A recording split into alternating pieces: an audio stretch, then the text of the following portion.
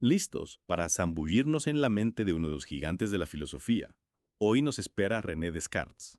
Así, un filósofo que no se andaba con rodeos, quería llegar al fondo de la verdad. Un pensador radical, ¿no? No se conformaba con lo que decían las autoridades. Exacto, Descartes quería descubrir la verdad por sí mismo, y para eso usó la razón como su herramienta principal. Interesante. ¿Y cómo era el mundo en que vivía Descartes? Imagínate la Europa del siglo XVII.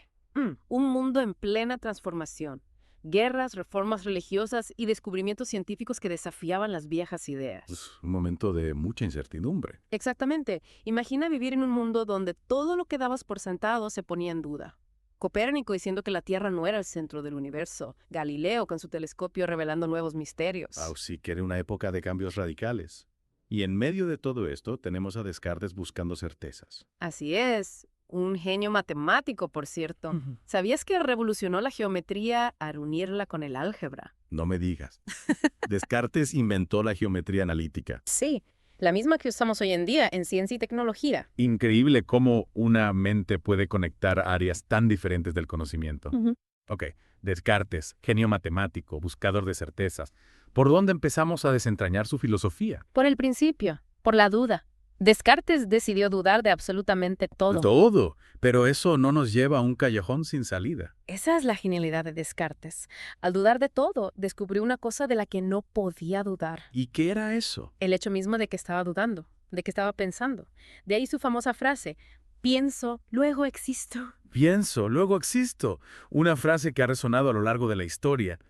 Pero si solo podemos estar seguros de nuestra propia existencia, ¿cómo sabemos que el mundo exterior es real? Ahí es donde entra en juego Dios. Para Descartes, Dios era necesario para garantizar que nuestras ideas sobre el mundo se correspondían con la realidad. Espera, ¿me estás diciendo que un filósofo que basa su sistema en la razón termina apelando a Dios? Descartes no se limitó a decir Dios existe.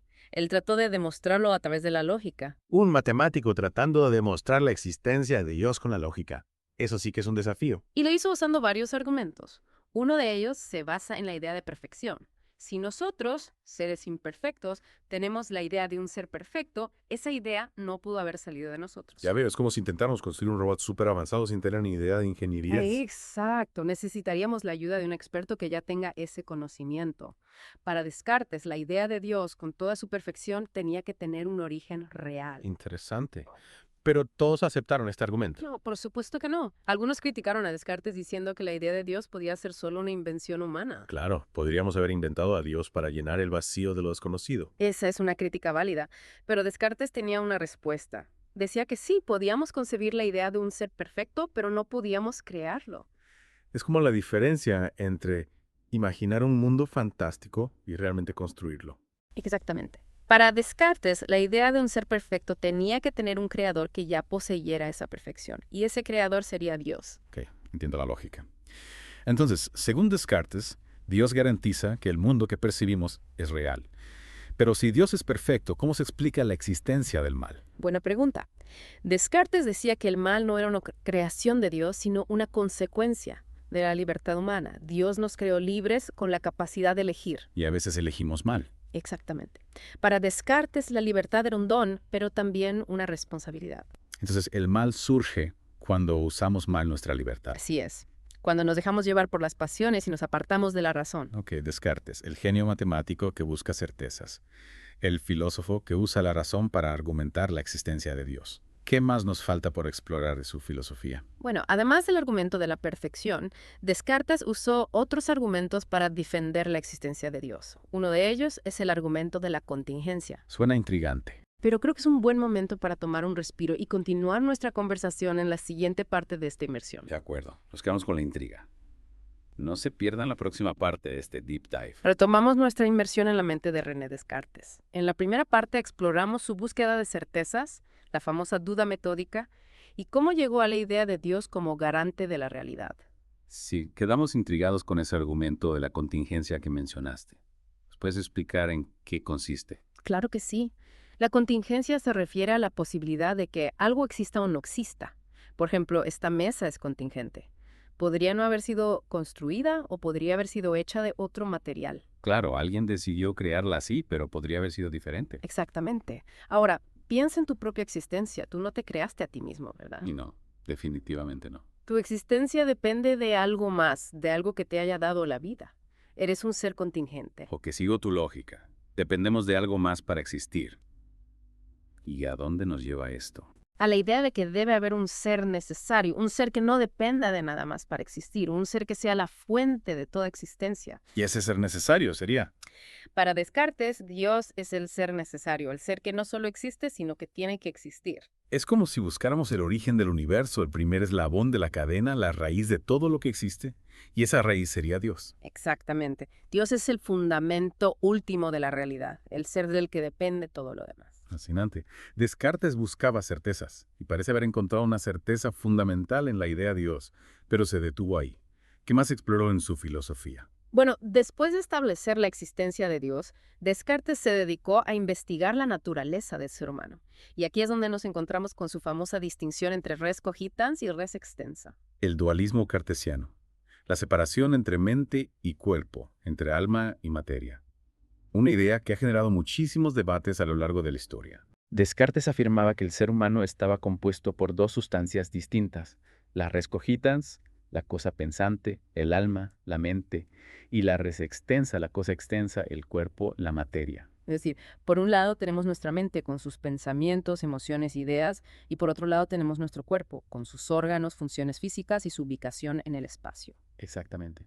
Y la gran pregunta que surge de esta distinción es, ¿cómo interactúan estas dos sustancias? Si son tan diferentes, ¿cómo pueden influirse mutuamente? Es un enigma. ¿Cómo es posible que mis pensamientos, que no son materiales, puedan mover mi cuerpo, que sí lo es? ¿Y cómo las sensaciones de mi cuerpo, como el dolor o el placer, pueden afectar a mi mente? Esa es la pregunta que ha intrigado a filósofos y científicos durante siglos.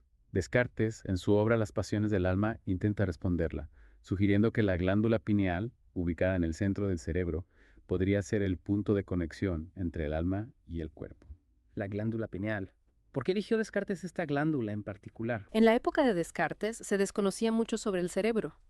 La glándula pineal, por su ubicación única y central, le pareció un candidato plausible para ser el lugar donde el alma inmaterial podía influir en el cuerpo material. Es como si buscara un puente entre dos mundos, entre la mente y el cuerpo. Exactamente.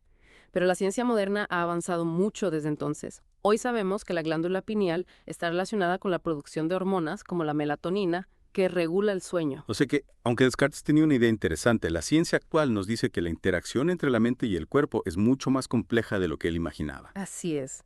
La neurociencia actual nos muestra que la mente no está localizada en un solo punto del cerebro, sino que es el resultado de la actividad de diversas áreas cerebrales, una red compleja de conexiones neuronales. Entonces, el dualismo cartesiano, aunque ha sido una idea muy influyente, se enfrenta a serios desafíos desde la perspectiva de la ciencia moderna. ¿Hay alguna otra teoría que explique la relación entre mente y cuerpo? Sí, muchos filósofos y científicos contemporáneos se inclinan por el monismo, la idea de que la realidad está compuesta por un solo tipo de sustancia, ya sea material o mental. Es decir, que la mente no sería algo separado del cuerpo, sino que sería el resultado de la actividad del cerebro. Exactamente.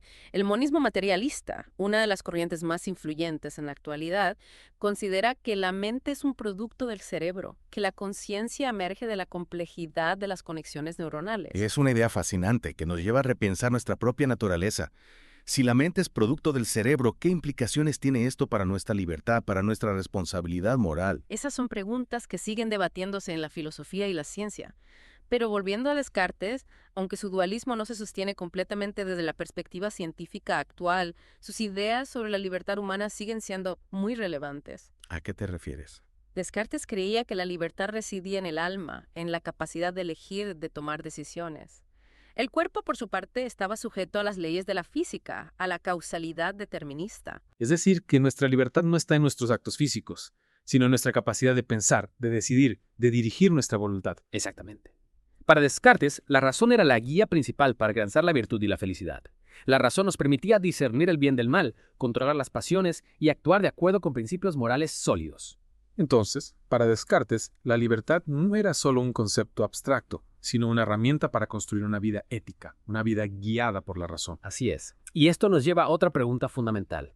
¿Qué es la felicidad para Descartes? ¿Cómo se alcanza una vida buena y plena según su filosofía? Es una pregunta que todos nos hacemos. ¿Qué nos diría Descartes sobre la búsqueda de la felicidad? Descartes creía que la felicidad consistía en la tranquilidad del alma, en la serenidad que surge de una vida virtuosa y guiada por la razón. Para él, la felicidad no dependía de las circunstancias externas, sino de la armonía interior que se lograba dominando las pasiones y actuando de acuerdo con la razón. Es una idea que se asemeja a la filosofía estoica.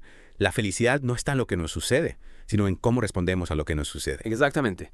Descartes, aunque no se consideraba a sí mismo un estoico, compartía algunos de sus principios, como la importancia del autocontrol, la búsqueda de la sabiduría y la serenidad interior. Una filosofía que nos invita a cultivar la fortaleza interior, a afrontar las dificultades con ecuanimidad, a buscar la paz en medio de la tormenta. Así es. Y en este punto me gustaría destacar algo fascinante de la filosofía de Descartes, su optimismo. A pesar de comenzar su viaje con una duda radical, llega a una visión esperanzadora del ser humano y su capacidad para conocer y dominar el mundo. Es cierto, Descartes creía que la razón, bien utilizada, podía llevarnos al conocimiento verdadero, a la virtud y a la felicidad. Exacto. Y su filosofía, aunque compleja y desafiante, nos inspira a buscar la verdad con rigor, a cultivar la razón, a vivir una vida plena y significativa. Ok, hemos explorado la duda metódica, los argumentos para la existencia de Dios, el dualismo cartesiano, la libertad humana y la búsqueda de la felicidad.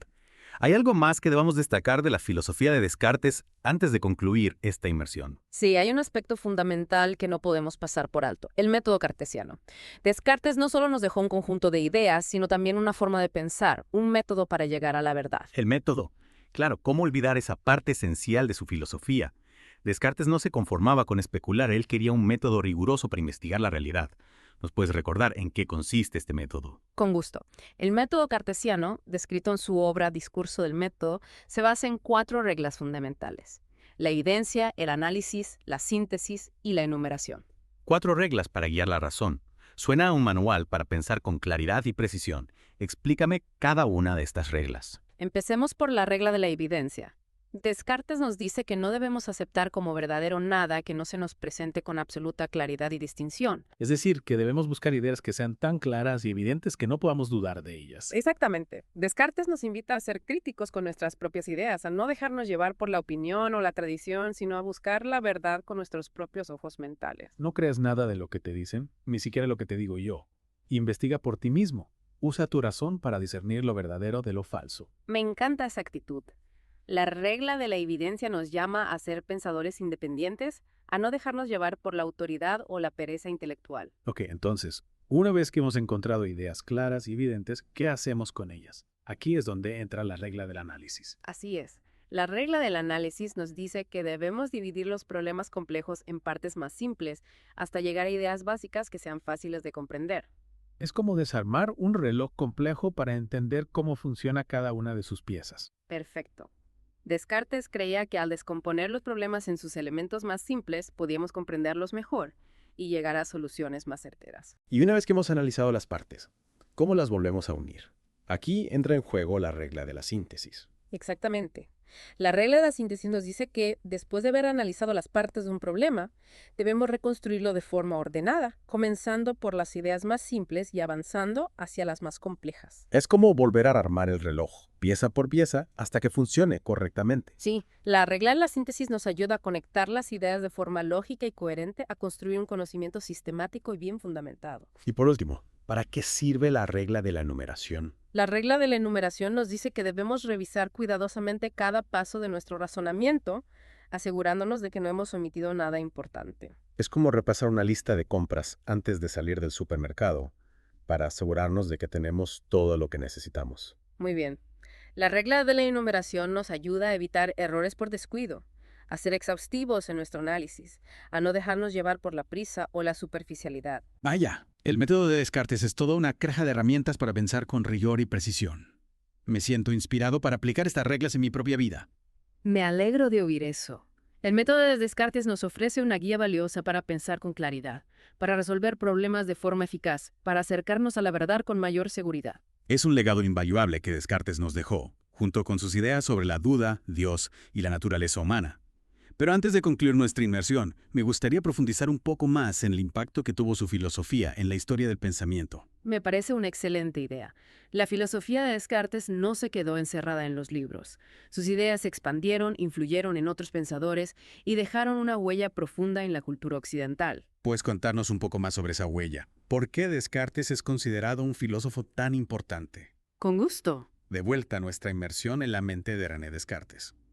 En las partes anteriores exploramos su búsqueda de certezas, sus argumentos para la existencia de Dios, el famoso dualismo cartesiano y su método para alcanzar la verdad. Sí, un recorrido intenso, ¿verdad? Intenso y fascinante. Y en esta última parte, me gustaría, repasar algunos puntos clave, quizá destacar algunas curiosidades de Descartes. Me parece una excelente idea. ¿Y por qué no? Reflexionar un poco sobre la relevancia de Descartes en el mundo actual. Exacto. Empecemos por el giro conciencialista, ¿recuerdas? Descartes colocó la conciencia en el centro de la reflexión filosófica. Sí, en lugar de solo mirar hacia afuera, hacia los objetos, Descartes nos invita a mirar hacia adentro. A explorar nuestra propia mente, ¿no? Nuestra capacidad de pensar, de dudar, de conocer. Exacto. Y este cambio de perspectiva, este giro hacia la conciencia, tuvo un impacto enorme en la filosofía que vino después. Claro, influyó en muchos pensadores, como Kant, que exploró los límites de la razón humana, o Husserl, con su fenomenología. Exacto. Descartes no solo nos dio respuestas, sino que también nos abrió un camino para seguir explorando. Un camino para seguir haciéndonos preguntas sobre la mente y la realidad. Así es. Y hablando de caminos, recordemos el método cartesiano. Ah, sí, el método. Esa caja de herramientas para pensar con rigor. Exactamente. Descartes nos dejó 4 reglas fundamentales: la evidencia, el análisis, la síntesis y la enumeración. Un método que, aunque lo formuló en el siglo XVIII, sigue siendo relevante hoy en día, ¿no? Claro que sí. Piensa en la ciencia, en la investigación, en cómo resolvemos problemas complejos. La búsqueda de evidencias, el análisis, la síntesis. Son principios que se aplican en muchos campos. Porque el método cartesiano no es solo historia. Nos da herramientas para pensar con claridad, para ser más eficaces. Y hablando de eficacia, me gustaría destacar una curiosidad sobre Descartes. ¿Sabías que también se interesó por la medicina? Ah, sí, Descartes no solo fue filósofo y matemático. También estudió anatomía y fisiología. Exacto. Aunque no llegó a ejercer como médico, sus investigaciones sobre el cuerpo humano influyeron en su filosofía. Interesante. ¿Y en qué parte de su filosofía se ve esa influencia? Bueno, algunos historiadores creen que su idea de la glándula pineal como punto de conexión entre el alma y el cuerpo se debe a sus estudios anatómicos. Ya veo. Es decir, que la medicina y la filosofía se combinaron en la mente de Descartes. Así es. Y esto nos recuerda que las diferentes áreas de conocimiento pueden enriquecerse mutuamente. Ok, hemos repasado la influencia de Descartes, la relevancia de su método, su interés por la medicina. ¿Algo más que quieras destacar? Sí, me gustaría mencionar algunas de las críticas que se han hecho a la filosofía de Descartes. Claro, ninguna teoría es perfecta, ¿no? Exactamente. Por ejemplo, muchos han cuestionado el dualismo cartesiano, que como vimos presenta dificultades desde la perspectiva de la ciencia moderna. Sí, la ciencia ha avanzado mucho desde el siglo XVII. Y la filosofía también. Ya. Otra crítica a Descartes es su excesivo énfasis en la razón. Algunos creen que dejó de lado las emociones, la intuición. Claro, la razón es importante, pero no lo es todo. Exactamente. Para comprender a Descartes es importante tener en cuenta estas críticas, no para desmerecer su obra, sino para enriquecerla, para verla desde diferentes perspectivas. Ok, hemos explorado las ideas de Descartes, su impacto, las críticas. Un recorrido bastante completo, ¿no te parece? Y sin duda. Y aunque han pasado siglos, las ideas de Descartes siguen resonando. Nos invitan a cuestionar, a pensar por nosotros mismos, a buscar la verdad. Una invitación que no podemos rechazar. Muchas gracias por acompañarnos en esta inmersión en la mente de René Descartes. Gracias a ti por la invitación. Hasta la próxima.